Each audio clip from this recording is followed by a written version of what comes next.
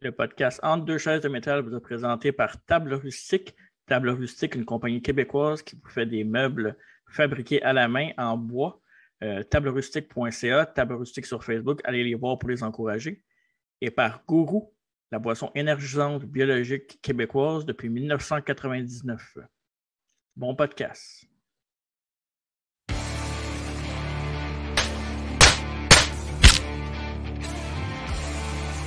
Master. War.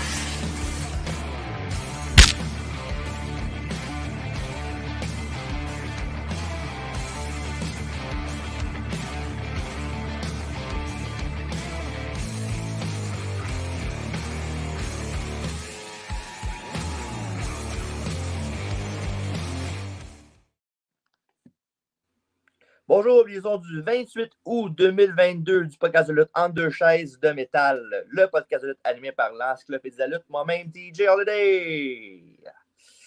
Bonjour. Bonjour, mon cher TJ, et bonjour à tous les téléspectateurs, ben pas téléspectateurs, spectateurs en audio, en vidéo. Cellulaire spectateur.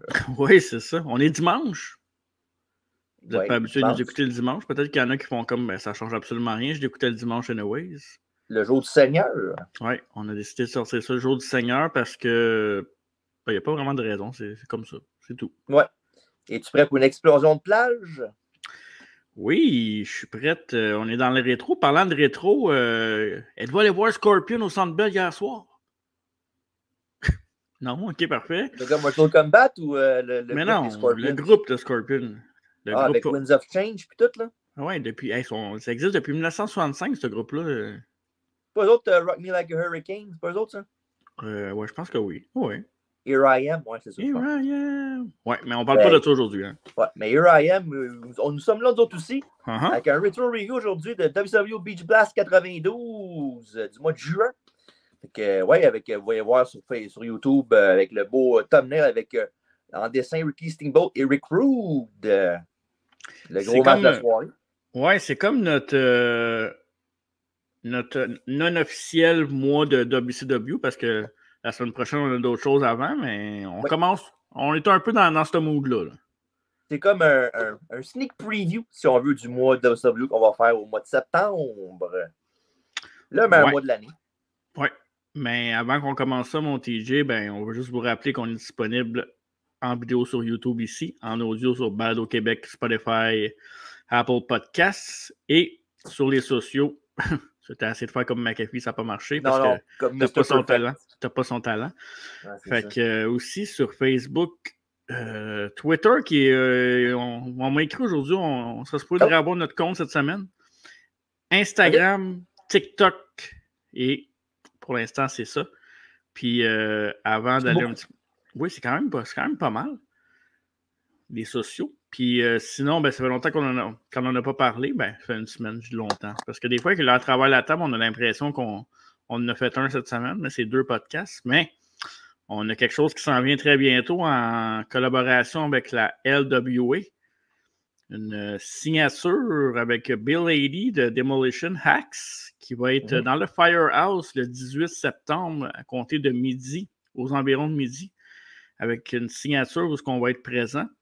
Et évidemment, vous allez avoir des Hate by 10 de 40$ pour 1 et 2 pour 60. Je sais que sur la page Facebook aujourd'hui ou hier, aujourd'hui je pense. Non, c'était hier. Ils ont sorti aussi un genre de programme, je pense. Là, un programme de... C'est quand il est venu à Montréal, je ne me trompe pas, c'est ça? Ben, les shows de l'EBF au centre, pas au Forum de Montréal plutôt. Au Forum de Montréal. Fait que, ça, c'est bien cool. Les trucs rétro de même, moi, ça m'allume pas mal. Puis évidemment, TJ, il y a un concours avec ça aussi si vous voulez participer. À noter aussi que les programmes, vous en donnez un gratuitement si vous achetez le combo. Avec, pour 40$. Fait que c'est un petit cadeau par-dessus, toujours le fun. Parlant de cadeaux, si vous mentionnez Angels de Métal devant Firestorm pour la signature de Axe Demolition, vous allez avoir un petit cadeau gratuit en plus de ce que vous allez acheter pour la dédicace. Fait que profitez-en.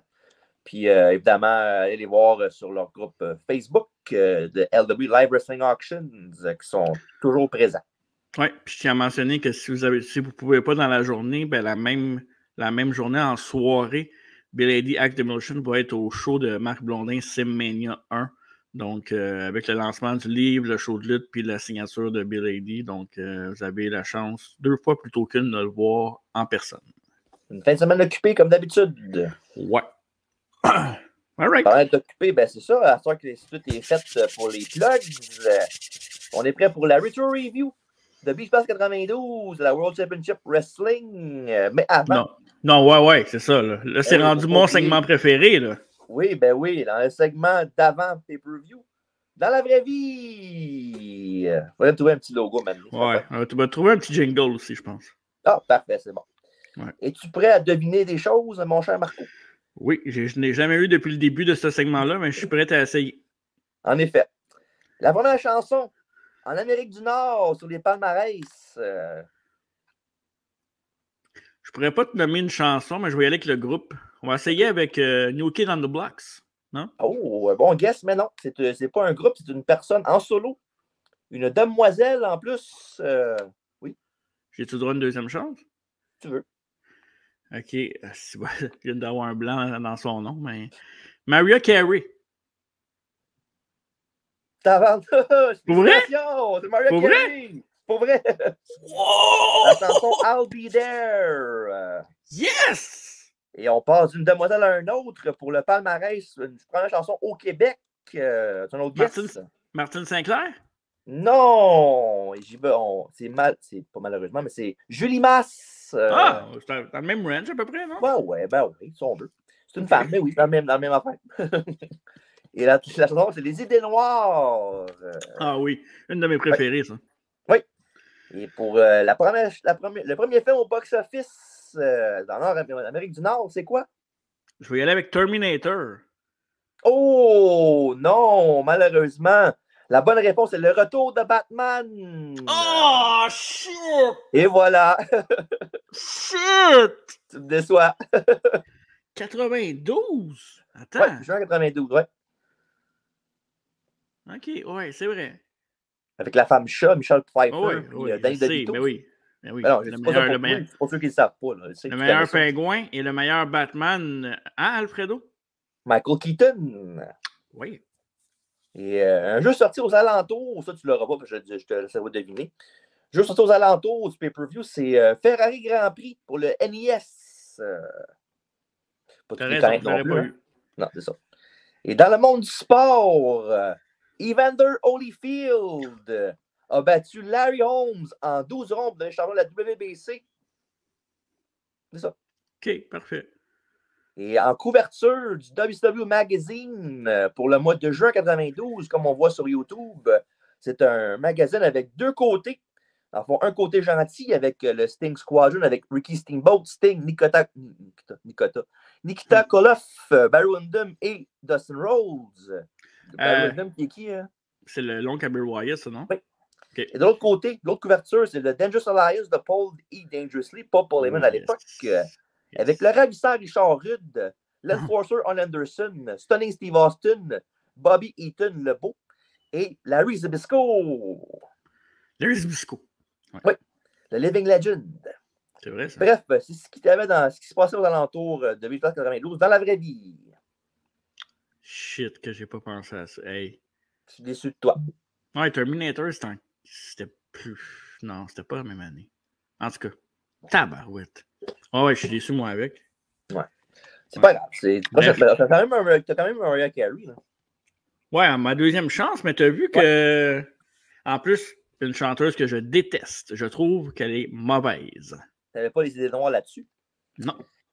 Bref, Beach Blast 92 est le premier événement de ce nom et l'avant-dernier. Le premier, il y en a juste eu deux. Jusqu'à temps qu'en 94, ça se fasse remplacer par évidemment Bash at the Beach, événement qu'on connaît un petit peu plus. Et ça a eu lieu le 20 juin exactement, 92, en direct du Mobile Civic Center de Mobile, Alabama. Parce que qui dit plage dit Mobile, Alabama. Ben oui, c'est évident. Et dans le Dark Match de la soirée, il y avait un combat 3 contre 3 avec l'équipe victorieuse, le Junkyard Dog, le Z-Man Tom Zink et Big Josh, qui ont battu l'équipe de Tracy Smothers, Richard Morton, en fond Ricky Morton des Rock'n'Roll Express, et Diamond Dallas Page. La crasse. Exactement. Puis Big Josh, tu sais c'est qui Big Josh? Non. Le gimmick de Buchon, mais il est arrivé à la WBF un petit peu l'année suivante. Même pas. 20 juin, c'est même pas 2 mois plus tard. Godwin? Non?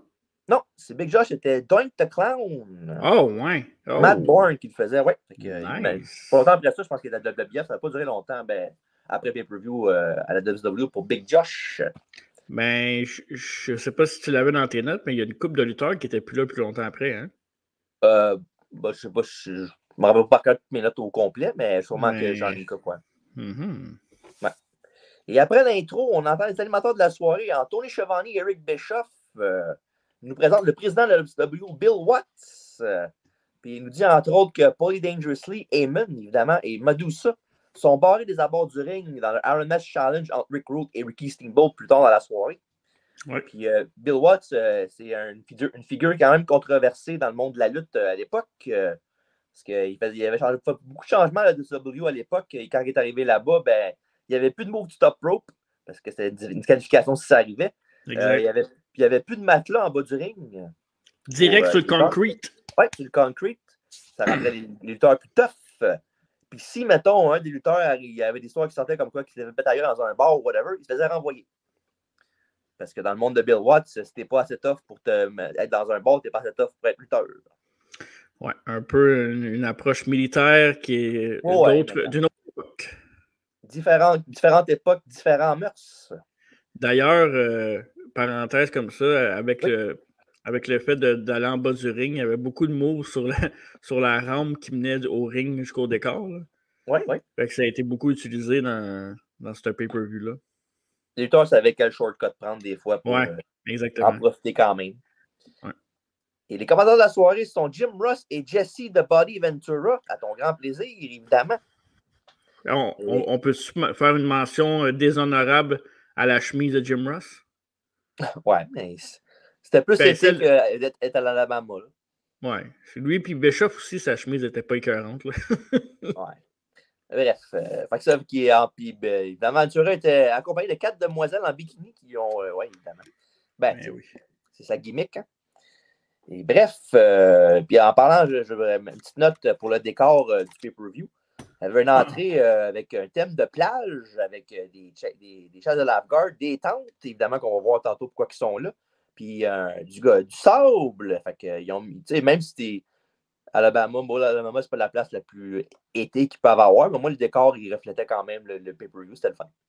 Quand tu parles de tente, tu parles-tu de Nicole, Nancy, Ginette, non? Non, pas des tentes humaines, des tentes avec ça.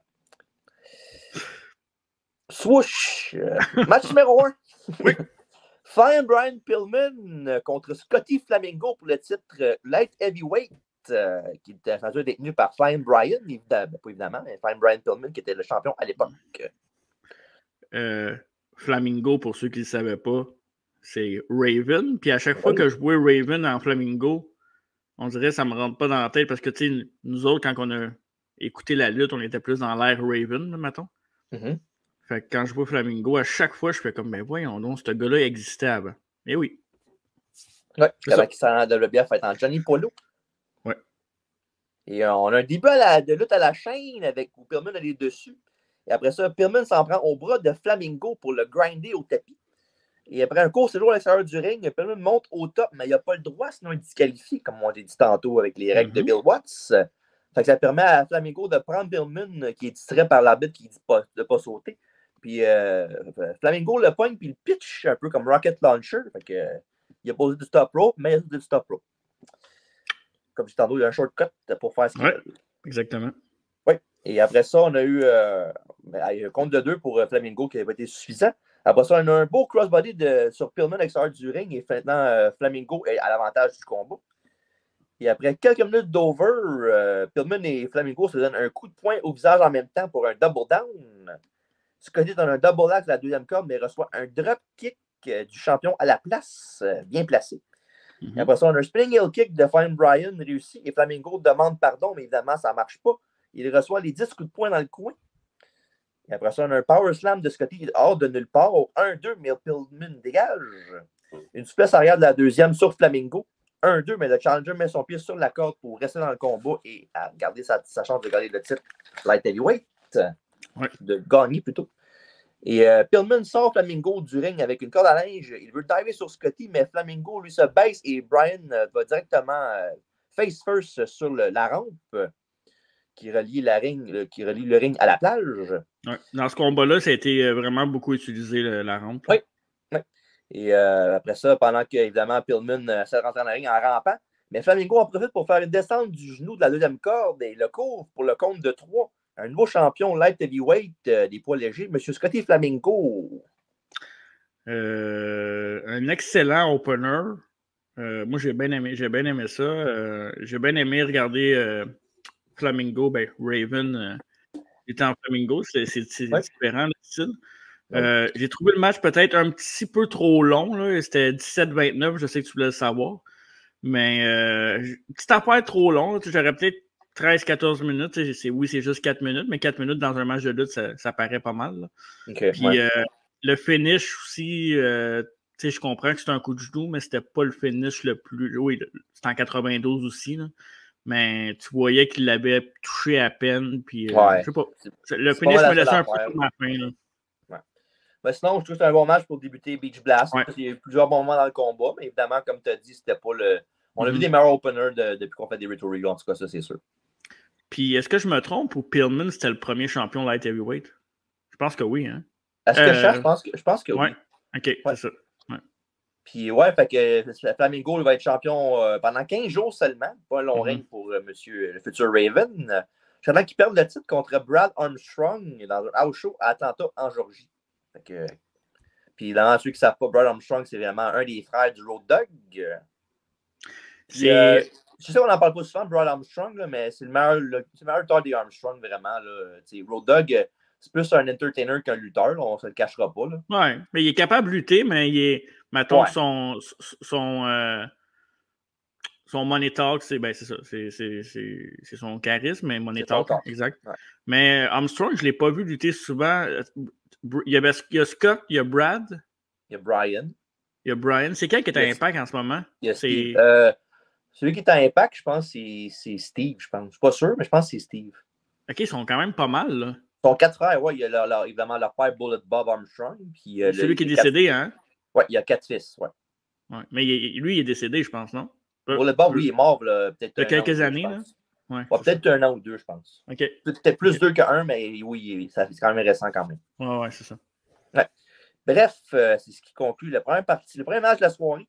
Après ça, on est prêt pour la première de 3 parties du concours de Miss WCW Beach Blast entre Medusa et Missy Hyatt. Comme maître de cérémonie, Johnny B. Bad. Toujours divertissant, Johnny B. Bad. Et, il a avec lui, bien sûr, son fusil qui lance des confettis. Et partie 1, les 2 demoiselles sortiront en robe du soir et ensuite les maillots de bain et ça se termine en petit bikini. Ouais. Bref, Miss Hyatt est la première à sortir. Elle porte une magnifique robe en blanc et en or. Tandis que Medusa, elle porte une robe de mariée avec un voile. En fond, Medusa est heel en ce moment à la WCW. Fait que c'est le classique du le heel veut pas rien savoir de ça, mais elle fait pareil là, parce qu'elle n'a pas le choix. Là. Fait que ça se ressent un peu pas mal dans les segments qu'ils vont faire. Là.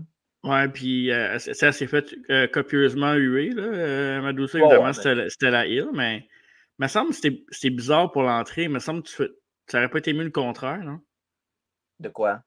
Ben, faire rentrer à heel en premier, puis après ça, mettre la foule avec un. Ben, tu sais, rendu là, moi, je trouve que le segment est tellement inutile que ça ne change rien. Mais si tu veux y aller wise là, pour la foule, il me semble que tu mets la face en deuxième. Je sais pas. Bon, anyway, de toute façon. C'est une nitpick, là. C'est pas comme si c'était super grave. Mais non, je comprends ce que tu veux dire, mais en même temps, pour moi, ça change grand-chose. OK. Fait qu'oubliez pas de voter. Oui. Un numéro qui existe sûrement plus. Bref, un petit rappel sur le prochain pay-per-view de la WCW qui était le Great American Bash et une intervention de Tony Eric. Puis plus tard, on a le match numéro 2, le Taylor Made Man contre Ron Simmons, ou si vous aimez mieux, le Red Rooster contre Farouk.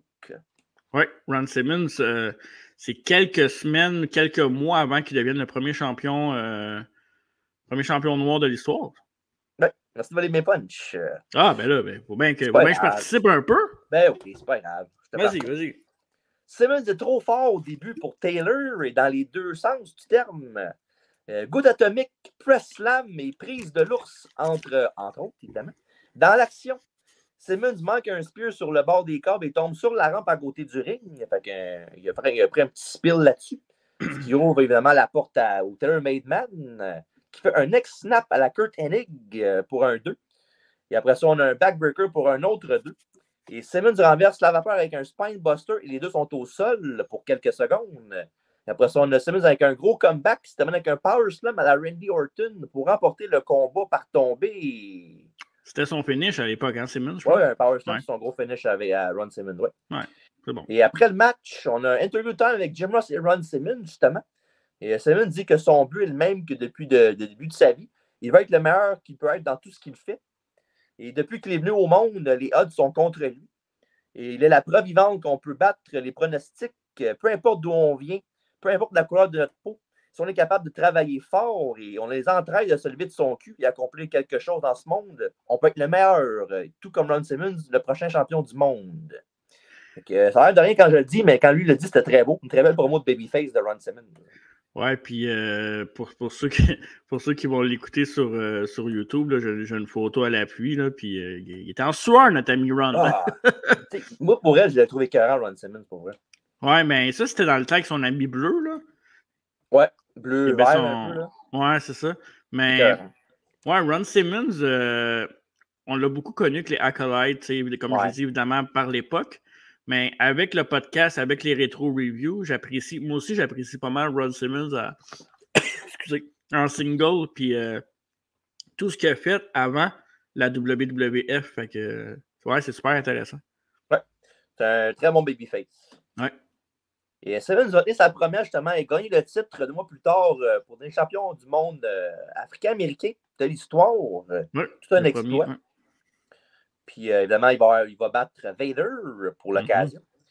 Fait que, pour ce qui est du match, une belle victoire pour Simmons, même si c'était un match quand même rapide. C'était pas très long, mais une belle victoire convaincante pour Simmons. Bien aimé ça. Exact. Match numéro 3. Un clash d'époque, si on veut. Marcus Bagwell contre Greg the Hammer Valentine. Un match-up étrange, je trouve. Mais quand même. Oui, c'était la première année de la carrière de Bagwell en plus.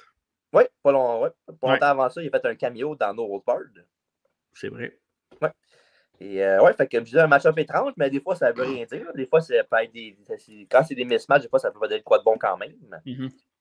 Et Bagwell surprend Greg le marteau avec des arm drags et un body slam d'emblée. Et Valentine essaie un marteau pilon, mais Marcus le backdrop pour s'en sortir. Il envoie Greg en bas du ring avec 2 dropkicks. Et le vétéran Valentine en a plein les bras pour débuter le combat contre le jeune Marcus Alexander Bagwell. Il ne faut pas oublier que Valentine, ça il prend 20 minutes pour se chauffer. Tous ces matchs, il disait tout le temps ça. Bagwell essaye un hip toss, mais le Hammer le met au tapis avec une line. Et après ça, Greg avec un elbow de la 2, mais Bagwell s'enlève du chemin. Malheureusement pour Marcus, il manque lui-même une descente du genou tout de suite après. Et ayant comme finish la prise en 4, Valentine n'en demandait pas tant. Il travaille la jambe du futur buff de Stuff. Et ce dernier fait un comeback avec un back body drop et des coups d'avant-bras. Mais Valentine le prend et lui casse le genou sur son genou, un peu comme Ric Flair fait, avec la position de back suplex, puis il fait tomber le gars sur son genou. Là. Exact. Et après ça, le marteau applique la prise en 4 et après une belle résistance de Bagwell, Greg the Hammer Valentine gagne par soumission. Et avec, comme je dis, surtout, ça n'a pas été trop long de ça non plus. Mais un bon petit match quand même, je trouve, pour le temps que ça a duré. Là. Ben, ça a duré juste 7 minutes, là, fait que à cause de ça, je te dirais que oui. Pas le plus grand fan de Valentine, mais Bagwell était green. Mais quoique, j'aime ça voir les lutteurs au début de leur carrière parce qu'ils ont faim. Fait qu'ils essaient des trucs qui sont un petit peu plus dynamiques que d'habitude. Fait que, quoique Buff Bagwell n'a jamais manqué d'énergie. Là. Mais non, c'était correct. Pas mon match préféré, mais je veux dire, je serais pas prêt à trasher le match. C'est correct sans plus. On va regarder ça simple quand même pour un match vétéran contre rookie. Là. Fait que comme j'ai dit, moi, j'ai pas eu ça. C'est sûr que c'est pas un world beater, mais c'était correct. Après ça, on a Jim Ross qui nous montre du footage qui vient du Clash of the Champions du mois de janvier, où Cactus Jack et Van Hammer sont revenus dans le même style de match qu'il va y avoir ce soir entre Sting et Cactus Jack. Et il prépare la table pour le match numéro 4. Cactus Jack contre Sting dans un Falls Count Anywhere match. Ça, les jeunes ou les personnes qui admirent Sting, qui ont admiré Mankind, Mick Foley, allez voir ce match-là parce que là, on est ailleurs. Là, on est vraiment avant tout ça. Puis Surfer Sting, ouais, je pense que c'est mon préféré, puis de loin. Ouais, puis si jamais des fois tu vas faire une bio sur lui, mais ce serait pas de téléphone. Il n'y a pas de pression. Là. Ouais, on verra si j'ai 4 jours de bio, 4 jours à faire. Pour, ça peut être long, hein? Peut-être en 2 parties. On verra. Cactus Jack a débuté le 5 septembre 1991 en attaquant Sting et c'est ce soir que ça se termine peut-être. Fait que quand je dis septembre 91, on est quand même au mois de juin, fait que ça a duré un petit bout. Tant mieux. Ouais. Et même si le Stinger est le champion de la WCW, le titre n'est pas en jeu ce soir. Ouais, ça, il y a 2 affaires qui m'énervent. C'est que c'est arrivé 2 fois dans le show, tu vas en reparler plus tard. Ouais. Puis en plus que le titre n'est pas en jeu, il est quand même assez bas sur la carte. Là.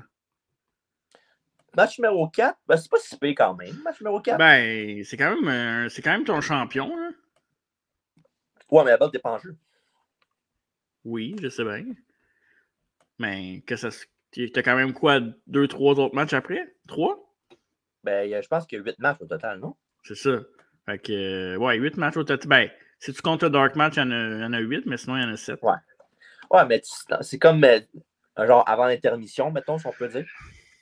Ouais, mais moi, ça me chicote un peu comme qu'est-ce qui s'est passé à AEW cette semaine. On va en reparler la semaine prochaine, mais... OK, ben tu dis ça, mais mettons, je te donnerais le choix. Là. Je te dirais Big Bass 92 avec la carte que tu sais qu'il y a là.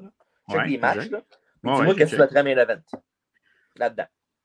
Ben, moi, c'est... Non, mais je te dis pas que... Ben, main event, moi, j'aurais mis Steamboat contre Rick Rude, là, mais il n'y a pas de ceinture. Fait que faut que tu mettes un combat de championnat. C'est ce qu'on fait, c'est correct. Mais c'est quand même, tu sais, je l'aurais mis peut-être avant le 7e match, quoique le 7e match. Non, je trouve que ça marche pas. En tout cas, c'est pas grave, c'est pas la fin du monde. Ah oui, c'est bien correct. Et Cactus attend Sting sur la rampe, mais en paye le prix avec un backdrop direct dessus.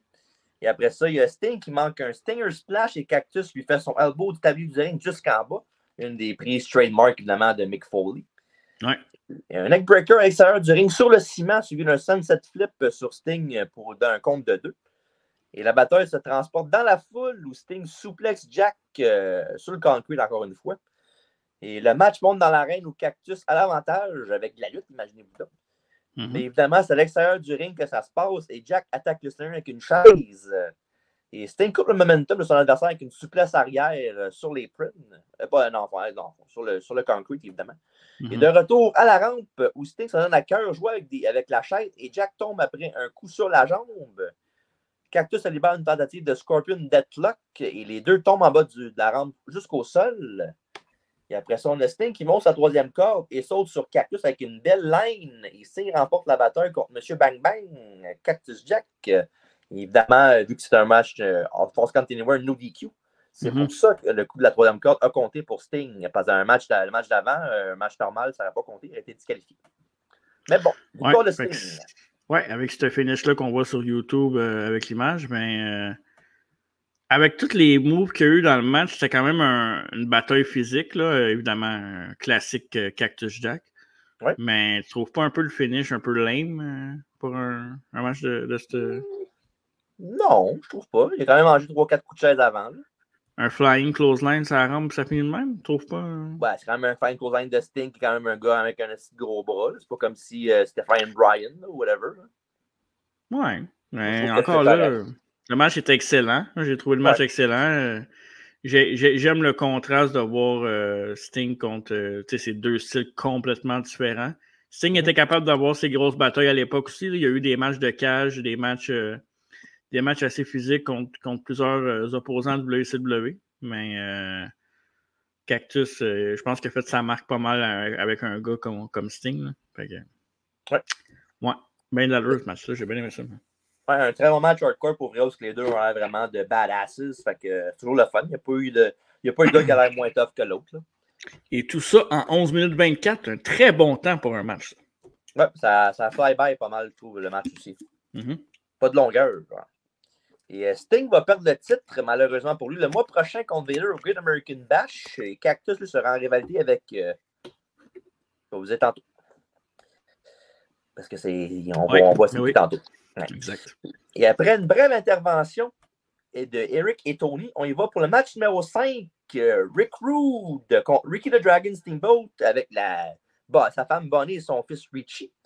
Contre, je l'ai dit, dans un match Ironman Challenge de 30 minutes où Paulie Dangerously et Medusa sont barrés de l'extérieur du ring. Évidemment, Richie Steamboat qui a lutté plus tard à NXT. À NXT? Oui, son fils Richie Steamboat à NXT au début. OK, il a été releasé, quoi? Ben, je pense qu'il s'est blessé puis sa carrière était finie, je pense. Ah, il était ouais. après, évidemment. Ah, ça, c'est poche, par exemple. Ouais. Fait que, quand même, match à 30 minutes, fait que vous pouvez peser sur Paul et aller chercher une coupe de snap parce qu'on a beaucoup d'affaires à dire. Le match de 30 minutes, il y a beaucoup, beaucoup d'action. Ouais, puis c'est un excellent match. On va en reparler plus tard, là, mais écoutez, on l'a dit dans les derniers retro reviews qu'on a parlé beaucoup de Rick Rude à WWF. Là. C'est un gars qui mérite qu'on regarde ses matchs. Oui. Les deux sont en rivalité depuis février à Super Bowl 2. Et pendant que le fils de Ricky sort du ring, Rude s'en approche trop près au goût de Dragon, qui frappe Rick, qui lui fait un flapjack, où Rude tombe sur le genou de Steamboat, côte première. Puis il continue de travailler la section du milieu pendant un bon 6-7 minutes, jusqu'à temps que Rude le ramasse dans la figure avec un coup de genou quand Steamboat le charge dans le coin. 1, 2, 3, 1-0 pour Rude à la marque de 22 minutes 18. Déjà? Oui, ben 8 minutes, c'est quand même respectable. Oui. Et après ça, Rude fait son. Oui. Rude fait son Rude Awakening Neckbreaker. Il le couvre pour le compte de 3 pour faire les devants 2-0 à 21 minutes 21 du combat marathon. Et après ça, ça tourne complètement du bord, évidemment, de Rude. Rude qui fait un brise-rein au dragon. Enlève son protège, il monte sur le troisième corps et descend le genou à la mâchoire de Steamboat pour la disqualification à 20 minutes 19. Et c'est 2-1 pour M. Rude, encore une fois. Ouais. Puis, fait qu'évidemment, il se fait disqualifier. Fait qu'évidemment, ça fait qu'il donne un tombé à Steamboat, mais il y a un but pour ça.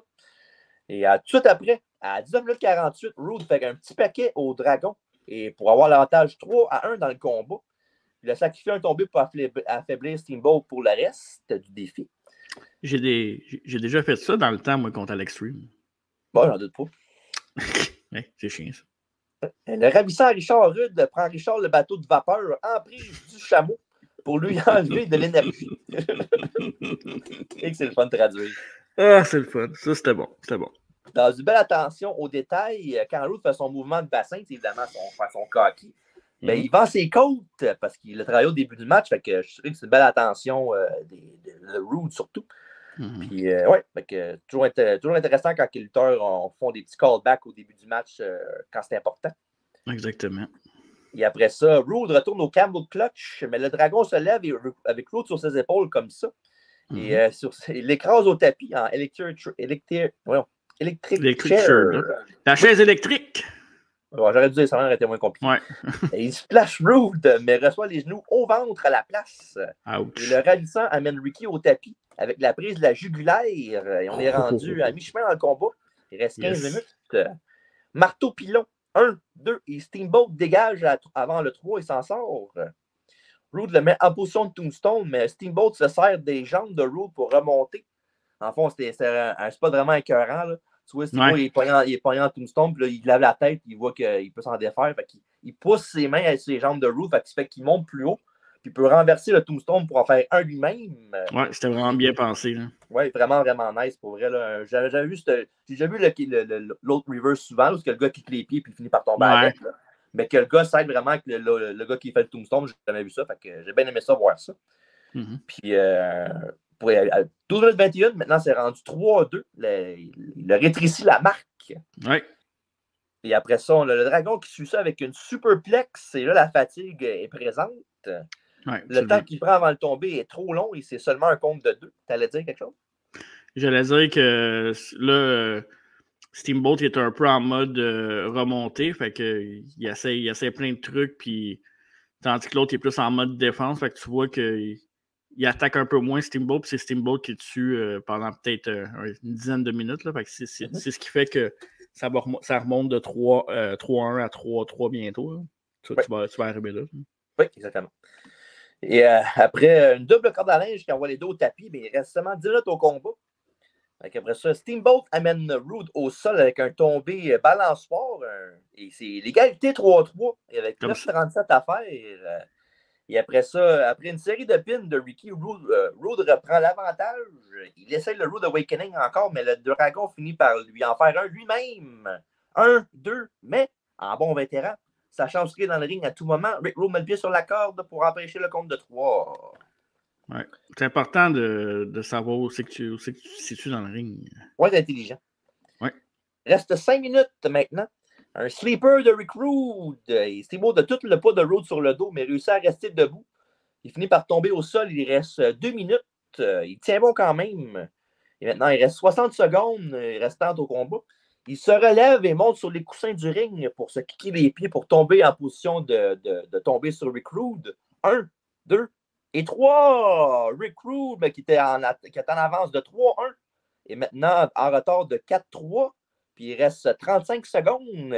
Fait qu'évidemment, sachant que c'est now or never, ben, corde à linge, 1-2, kick-out. Coup de bélier, 1-2, kick-out. Une autre close line, 1-2, encore une fois. Petit paquet, toujours 2.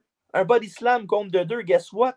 Le temps est écoulé. Steamboat avec la remontée et gagne le défi 4-3. Wow! Excellente dernière minute. Le timing était parfait. Le finish était parfait. Puis j'ai aimé que Rude, c'est un solide. Là, c'est un gars qui frappe fort. Fait que le fait qu'il fasse des close lines et des coups de bélier, ça marche avec le personnage un peu.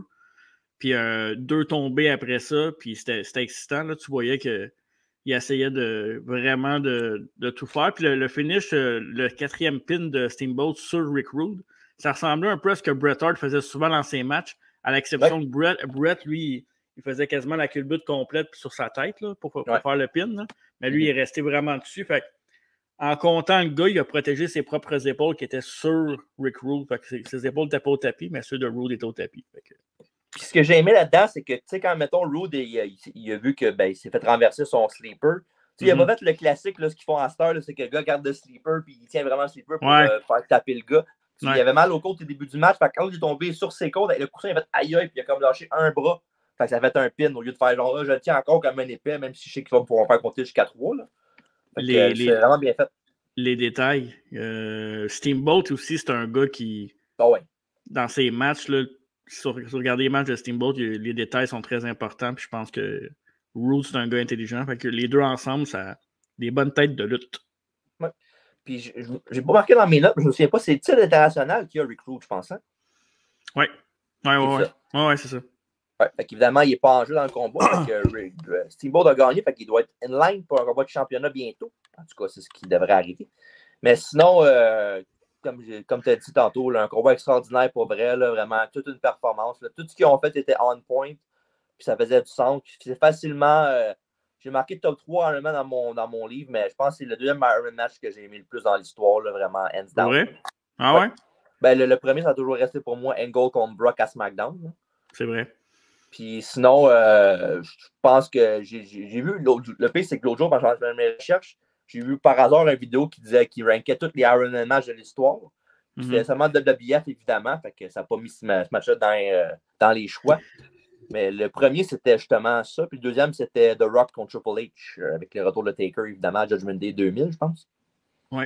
Puis ce que j'aimais dans le match, c'est que tu voyais que les lutteurs, tu sais, c'était pas juste la chorégraphie, c'est que les lutteurs aussi. Ouais, ils travaillaient fort pour chaque move, puis tu voyais que c'était comme une vraie bataille. Le réalisme du match était bon. La seule affaire qui est plate, par exemple, là, tu l'as pas mentionné, mais c'est pas grave, c'est que Rude était champion, mais Steamboat avait gagné un match de number one contender avant pour affronter Rude. Fait qu'à place de mettre. Steamboat était déjà le number one contender pour la ceinture de Rude, mais au pay-per-view, la ceinture n'est pas défendue. Ça, c'est un peu. Mais si je me souviens pas, je pense qu'il avait perdu son match contre Rude pour la ceinture. Il y avait eu un DQ ou je sais pas trop quoi, puis il avait perdu. Dans ce que j'ai vu, moi, non, mais. Ça se peut. J'ai pas tout marqué les rivalités, mais ça se peut. C'est nébuleux un peu. OK. Ouais, mais sinon, comme on l'a dit les deux, un match excellent. Puis si vous ne l'avez jamais vu, allez voir ça. Et ronde numéro 2 maintenant de la compétition Miss Beach Blast avec la section de maillot de bain au programme maintenant. C'est toujours animé par Johnny B. Bad, évidemment. Puis Madusa sort de sa tente avec un maillot noir d'une pièce avec des bouts transparents. Et elle porte aussi un manteau de cuir blanc et noir et un bandeau. Puis une lunette de fumée. Fait qu'elle finit évidemment par l'enlever. Et après ça, Emissaria tel qui sort avec qu'elle porte un 2 pièces bleu foncé. Et Jim Ross au commentaire dit que le maillot défie les lois de la gravité. Comme quoi le JR n'a pas vraiment changé depuis 92. Ouais. Et la foule derrière Emissaria, évidemment. Et je ne sais pas pour toi, là, mais moi j'aime mieux Madusa que les deux. Là. Moi, ce que j'ai remarqué le plus, puis ce que j'ai plus apprécié dans ce bikini contest-là, c'est Johnny B. Bad. Ah, il était écœurant, pour vrai. Checkez ça, là. Allez voir ça, les yeux, putain. Il était écœurant. Il était écœurant. Là, plus tard, Madusa sort, puis il est en arrière d'elle, puis tu le vois, puis il est c'est écœurant. Ah, moi, pour vrai, j'ai toujours aimé le mercuriel Marc Mero, mais je suis plus un fan de Johnny B. Bad avec son gun à WCW. J'en parle souvent, là, mais ouais, c'est ça. Ouais. Et la troisième partie sera tantôt. Manquez pas ça. Wow! Je suis sûr que j'aurais vu ça en 92, j'aurais été content. Ben oui. Dans le temps qu'on était jeunes garçons puis qu'une table de bois, ça nous faisait de l'effet, c'est sûr que ça marchait. I can't relate to that, mais quand même, c'est vrai. OK.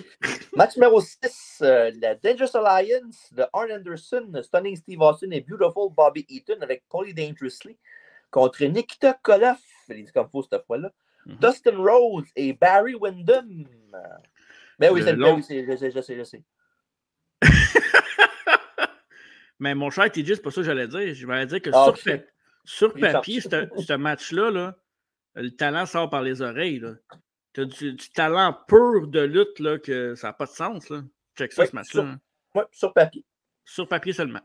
L'arbitre spécial du combat est l'arbitre senior de la WCW, Ole Anderson. Évidemment, si vous mettez 1 et 1 ensemble, Ole Anderson était un ancien partenaire de Arn Anderson dans les Four Horsemen à l'époque. Sauf que là, dans son rôle, c'est que c'est un arbitre impartial. Et après ça, on a Windham et Austin qui débutent le bal avec Windham qui prend les devants avec des arm drags et même une autre arm drag avec Steve sur la deuxième corde, évidemment. Ça, c'est la troisième. Oui, exactement. Il n'y a pas de doigt. Quand Rose amène au matelas avec un armbar, Stunning Steve donne le relais à Beautiful Bobby. Roll-up de Eaton pour 2. Et Double A embarque et va gifler Koloff qui demande la tag au naturel, ce qui se fait. Et Koloff avec l'arrière derrière la tête du Enforcer qui l'envoie en bas de l'arène. Évidemment, les heels chialent parce qu'il l'a envoyé en bas du ring, mais évidemment, il ne l'a pas garoché, il a donné un coup puis l'autre il a revolé. Pas pareil. C'est ça, pas la même chose.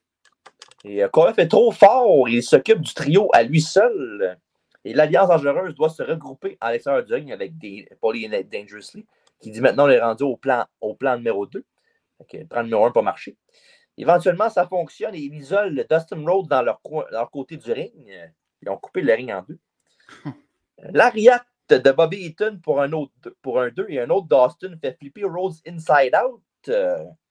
Et après ça, on a Steve avec son finish qui était le stun gun, mais le naturel tombe trop proche de son coin et tag Barry Windham. Il en drop tous ses opposants et tout le monde se retrouve dans l'arène. Superplex de Barry sur Stunning Steve. Il tente le pin, mais Arn Anderson sauve la troisième corde avec une manche double H.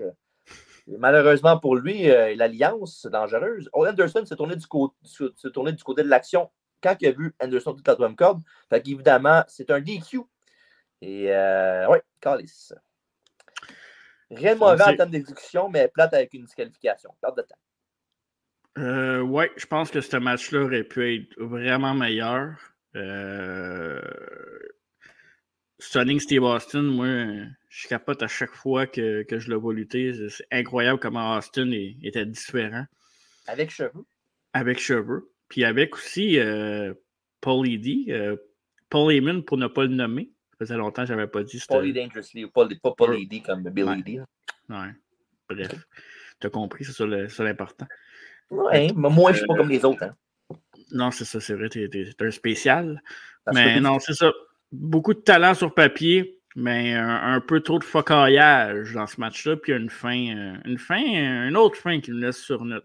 Ça enlève des notes à ce pay-per-view-là que j'aime particulièrement, mais il y a des petites affaires qui m'agacent. Rien de parfait, hein? Ben, moi, quand je me regarde... À part nous autres, là? Non, à part moi, toi, t'es pas parfait.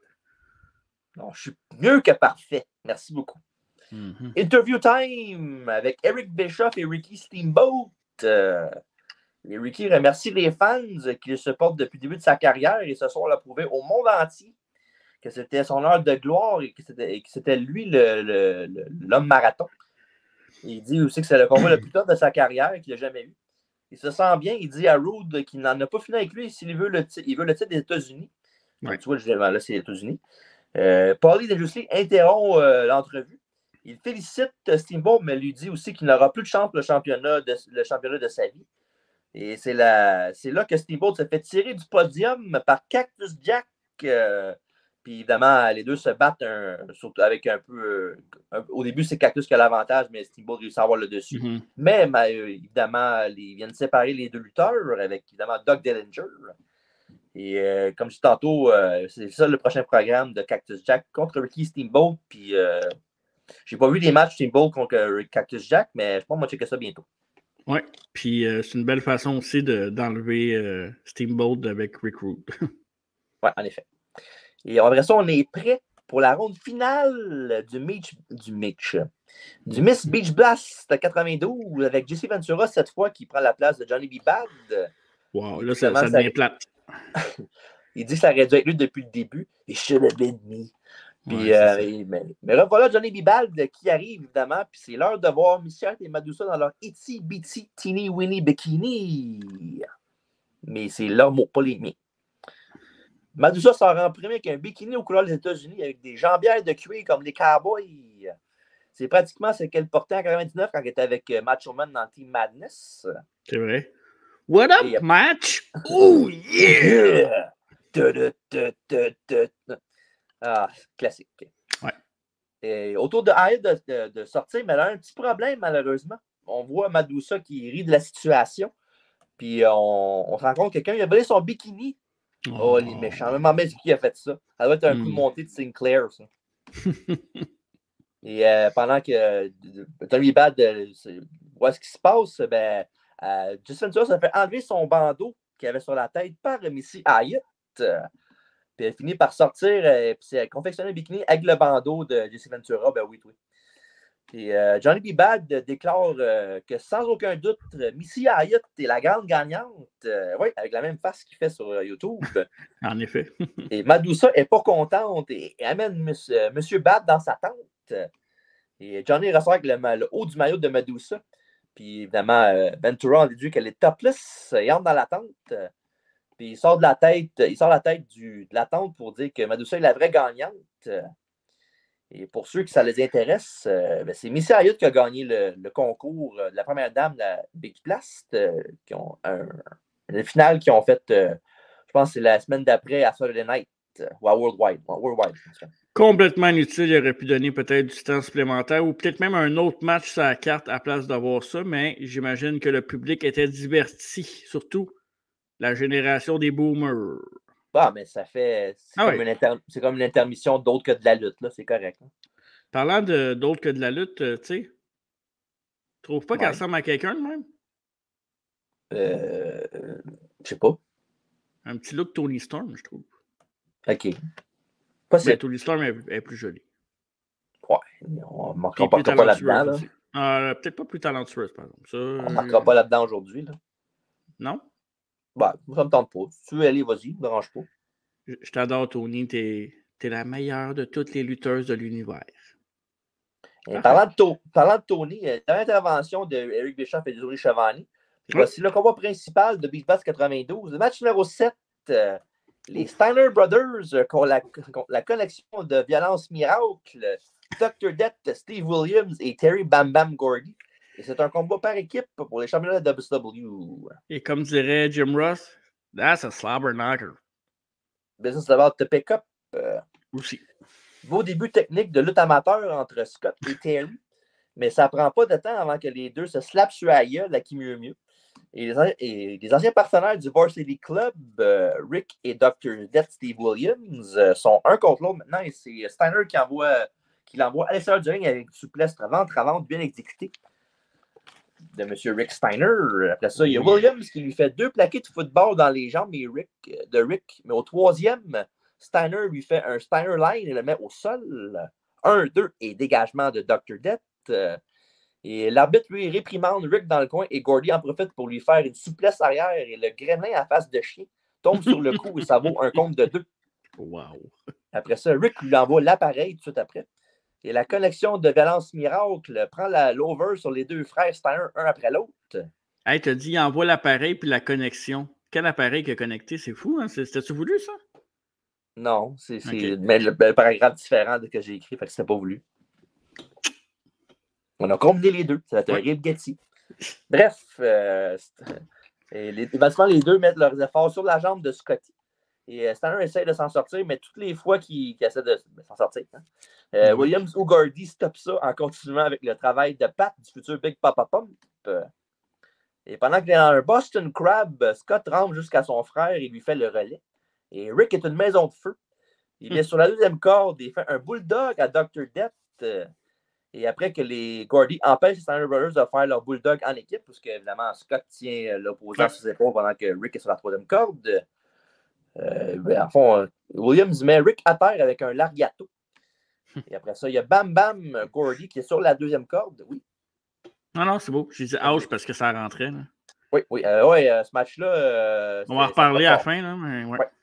Et comme je dis, Bam Bam est sur la 2e corde et Dr. Death lui donne Rick et Gordy lui fait un power slam dans la 2e corde et ça vaut le tomber, sauf que l'arbitre Randy Anderson lui dit qu'il n'est pas l'homme légal.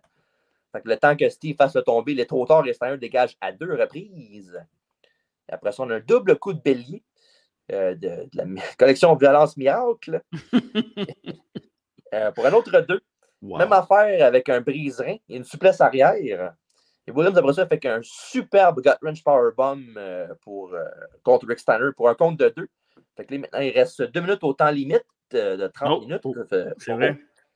Et Dr. Death lui tente son Oklahoma Stampede, mais Rick tombe sur ses pieds. On a un double down après une line. Pour ceux qui ne savent pas c'est quoi le Oklahoma Stampede, ben, dans le fond, Dr. Death prend le gars en power slam. Il court avec dans le coin pour rentrer le dos dans le coin. Puis après ça, il retourne au bord et il fait un power slam. Fait que, moi, je trouve ça cool.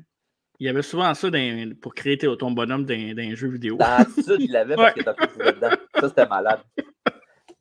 Bref, des souvenirs de jeux vidéo.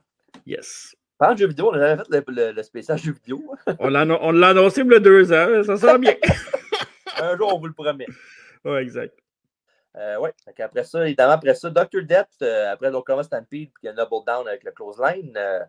Même chose avec Rick et Terry tout après. Et après ça, Scott est dans le combat, il s'occupe des deux à lui seul. Scott avec une souplesse, les 2 bras barrés sur Gordy. Et après ça, on a un Frankensteiner réussi. Wow. Mais malheureusement, le temps s'écoule et c'est un draw. Les frères Steiner, toujours champions du monde par équipe. Un autre fin boboche. Ben, pas de fin boboche, là. C'est un très beau mot, mais un autre fin qui n'a pas de fin.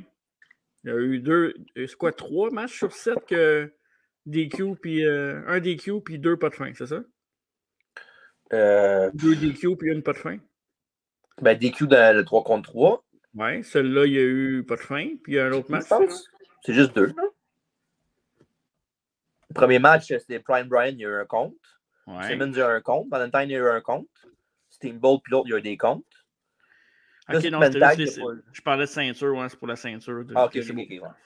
Mais, écoute, les Steiner, à chaque fois que j'ai voulu lutter, moi, je pense que c'est mon tag team préféré de all time. Là, pour vrai. Plus tu es vois en action, plus que ça te confirme le tout. Ouais, c'est ça. Ça me confirme le tout. Le match, comme tu disais tantôt, violent, là. Les deux bords, là, les close lines. Rick Steiner, à un moment donné, il en a pogné un dans le coin. Là. Oui. Oh! Ça... Mon Dieu, que j'aurais pas aimé ça. Mais, tu sais, je pense que Dr. Dead puis son partenaire, c'est un peu des... Je trouve qu'ils ont un peu le style un peu de Stan Hansen. Tu sais, c'est ce genre de lutteur-là là, qui... C'est des gros cogneurs, puis que ça paraît réel parce que je pense que c'est réel, là, rendu là. Mais non, un match excellent. 30 minutes, 2 matchs de 30 minutes dans le même show. Je suis pas un fan. Je suis d'accord avec le fait que ça soit le main event parce que la ceinture est en jeu. Mm-hmm. Mais une fin de shit, il n'y a personne qui aime ça, une fin de pay-per-view qui finit de même. Ouais. Moi, je suis comme toi. Là. C'est un très bon main event, mais dommage pour le finish. Mais quoi que je comprends pour celui-là, là, je peux être plus permissif dans ça parce que je sais que ça donne plus tard avec les deux équipes. Là, fait que, juste que, en même temps, finir un pay-per-view avec un draw, je suis pas un grand fan. Mais en même temps, il n'y a pas grande option. Tu aurais pu mettre Steamboat contre Rick Rude dans le main event, mais si tu veux faire la part de Cactus Jack, tu peux pas faire ça. Il faut que tu fasses un peu plus de bonheur.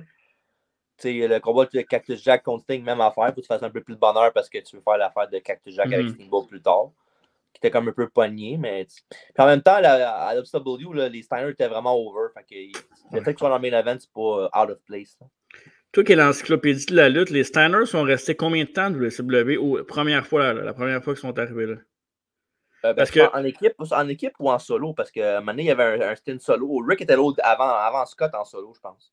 Ouais, mais à WWF, là, après, pas longtemps après, ils sont partis après Beach Blast. Ils sont allés de fin 92 à 94, je pense, à WWF. Ouais, juin 94 à peu près. OK. Après, ils sont retournés à WCW. Ouais, en 95. Ils ont fait une petite run. Après ça, ils se sont séparés. Ouais. Mais avant ça, il était en solo aussi? Avant. Ben, comme tu tantôt, quand j'ai parlé du résumé du match, là, il y avait les Varsity Club avec Rick Steiner et Dr. Leg qui étaient partners. Il n'y avait pas Scott Steiner dans cette équipe-là. C'est vrai. Steiner était heel. Rick Steiner était heel dans ce temps-là. OK. Mais en tag team normal, je pense que tu étais un an et demi peut-être à la WCW. Fait que... Peut-être 2. Je suis pas un. Tu sais, je suis en encyclopédie, oui, mais je suis pas. Non, dans le sens que je connais très, très, très beaucoup d'affaires, mais je connais toutes pas par cœur. Fait que je pourrais pas te dire, mais d'après moi, ça va pas été si long que ça, je pense. Mais moi, l'affaire qui m'assomme, c'est que WWF, ils ont juste été 2 ans en équipe. Ouais. C'est fou, là. On s'entend, là. Mm-hmm. Me semble pour une équipe qui est restée juste 2 ans, puis peut-être total 4 ans, 5 ans dans leur carrière, me semble, ils ont laissé leur marque pas à peu près. Aussi, là. Ouais, c'est ça. Ouais, peut-être. C'est ça qui a aidé pas mal aussi leur aura, si on veut. Ouais, c'est ça. Mais, okay. Ouais. Et les deux équipes vont se revoir dans un house show le 5 juillet à l'Omni de Atlanta, en Georgie, où Williams et Gordy vont gagner le combat et donner changement par équipe de la WCW. Ils vont détenir les ceintures jusqu'au 3 octobre à Thursday Night quand ils vont perdre contre l'équipe de Dustin Rhodes et de qui? Je sais pas. Attends une minute. Long de Bray Wyatt. Ah, Windham. Barry Windham. Oui, en effet. Fait que c'est ça. Oui. Fait que c'est ça. Bref, Tony, Eric, JR et Jesse, ils vont de leur dernière intervention. Ils nous souhaitent la bonne nuit. Et roll credits, parce que oui, à l'époque, il y avait des credits, pour vrai.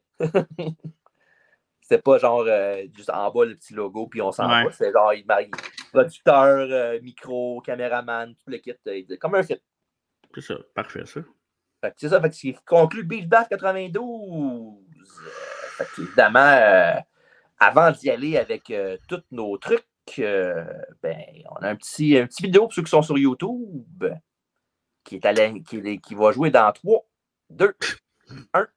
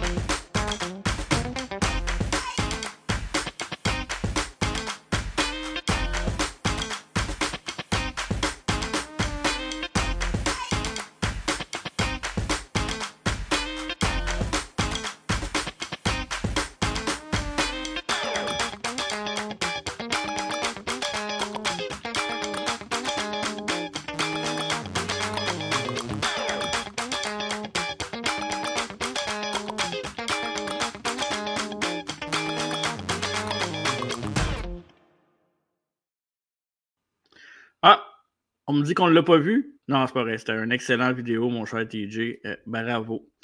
Vidéo en photo. Oui. Comment on appelle ça déjà? C'est quoi le terme exact? Il y a un terme pour ça. Un vidéo avec des photos, un montage, un diaporama, c'est ça? Diapositive, oui. C'est diapositive ou diaporama? Non. Ben, il faut des diapositives faire un diaporama. Je suis fatigué. OK, mais ouais, c'est ça. Bref, on est rendu, sans plus tarder, à nos honneurs du pay-per-view. Ben, honneurs et déshonneurs pour certains cas. Et pour le match of the night, je vais commencer, mais je pense bien que je parle pour les deux. Là. Quand je dis que le match de la soirée était évidemment le Ironman Challenge entre Rick Rude et Ricky Steamboat. Fais pas si pas ça, je sais que tu as le même pic que moi. C'est là que je dis mon pic, moi? Ben oui. Ça fait 50 reviews de pay-per-view qu'on fait tant en faire. Mon match de la soirée, ça va être Rick Rude contre Ricky, le dragon.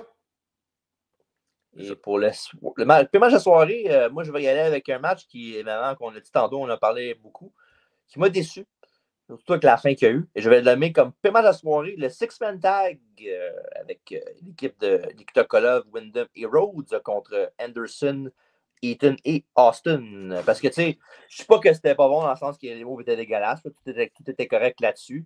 Mais, je sais pas, je trouve que c'est décousu pas mal. Là.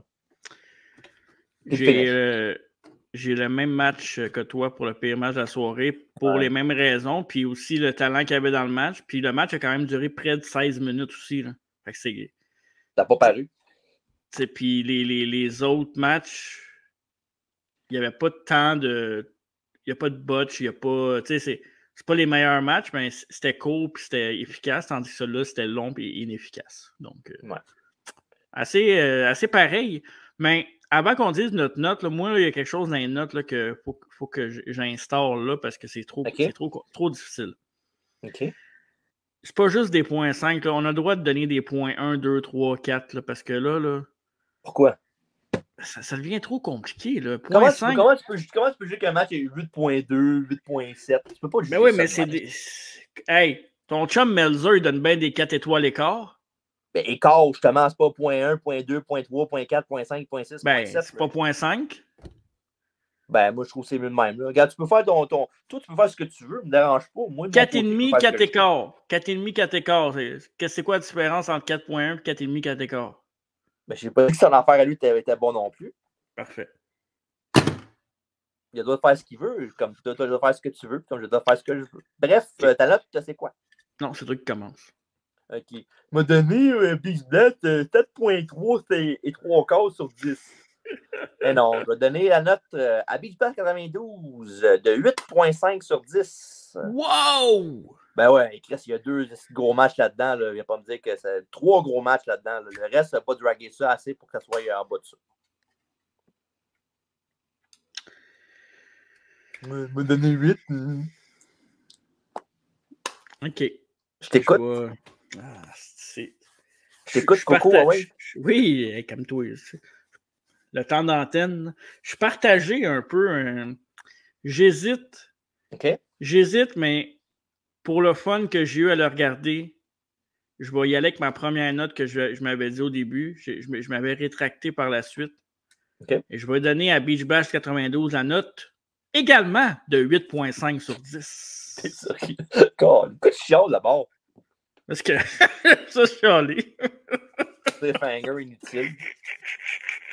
Non, mais j'aurais donné 8.3, mettons. Et où la photo de Vince McMahon? Hein? Et où la photo de Vince McMahon avec Bobby Heenan? J'ai pas ça, moi, dans mes affaires. Ah, je sais. Et voilà. Toujours utile pour les gens qui nous écoutent en audio. On les salue.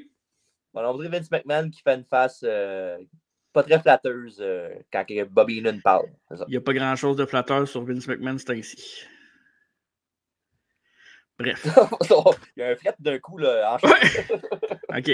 Ben, c'est ça qui termine notre Retro Review. Il n'y a pas de quiz cette semaine. Et bientôt, je vous le dis depuis 2-3 semaines, le retour de entre deux collections qui s'en viennent dans des segments alone sur YouTube seulement. Fait que vous allez pouvoir aller voir ça dans la petite section entre deux collections qui va avoir les mêmes petites sections que WWE 2K22, qui a sa propre section quand on fait chaque lundi. Ouais. Sur notre YouTube petit challenge. Oui, MyGM sur YouTube. Et je peux l'annoncer tout de suite. La semaine prochaine, il va y avoir un à travers la table où on va parler évidemment de la lutte un peu moderne. On va parler de ce qui s'en vient pour les pay-per-views dans la fin de semaine parce qu'il y en a 2 gros. Mais on va aussi recevoir de RDS, M. Ben Cossette, qui va venir nous parler de la All Elite Wrestling en français. Donc, il s'en vient à travers la table la semaine prochaine. On va donner aussi nos prédictions sur le pay-per-view le PLE, de la WWE. Quoi? Qu'est-ce qu'il y a? Non, t'as dit avant au premier. Tu t'es rétracté pour rien. Non, le PLE qui est... c'est quoi? C'est Clash at the Castle, Wales, Scotland. Ouais, mais c'est la ville que je m'en allais dire au début. Wales, ouais. Ouais, c'est ça. Fait que il y a ça. Puis évidemment, pas vendredi, mais samedi prochain, notre podcast va être un podcast exclusif seulement sur la All Elite Wrestling, où on va parler de la semaine à Chicago, mais aussi de All Out, qui va être dimanche prochain, le 5, le lendemain du PLE de la WWE. Et on devrait avoir, parce qu'on ne sait jamais, il y a des petites affaires qui peuvent arriver, on devrait avoir Alex et, pour une première fois, David Lausier, notre ami, sur le panel pour discuter de ça. Et je vous annonce que c'est moi qui va diriger le panel parce que les 3 autres vont être un peu trop all elite à mon goût. Diriger le trafic. Ouais, me semble, ouais. Dis le gars qui a toutes les figurines pilering de All Elite en arrière, là, mais... Il y a plus de voleurs AEW que moi ici. Je pense que je suis rendu à 15 ou 17. Non, c'est correct, c'est du collecting. C'est jamais wrong. Exact. T'avais-tu quelque chose à rajouter? Ben non. Après ça, évidemment, on va tomber comme un tantôt dans le mois de WCW. Puis j'ai trouvé finalement, Beverly, que je l'ai dit la semaine passée, que j'ai oublié, là, en plein milieu du podcast, comme un incompétent. On va faire évidemment Spring Stampede 94, la débandade du printemps.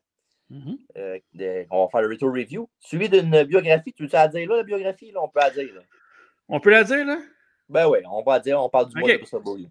Puis vu qu'on parle de WCW, on va parler de pas la plus grosse, mais une des plus grosses vedettes, parce qu'il y en a eu pas mal l'histoire de la WCW.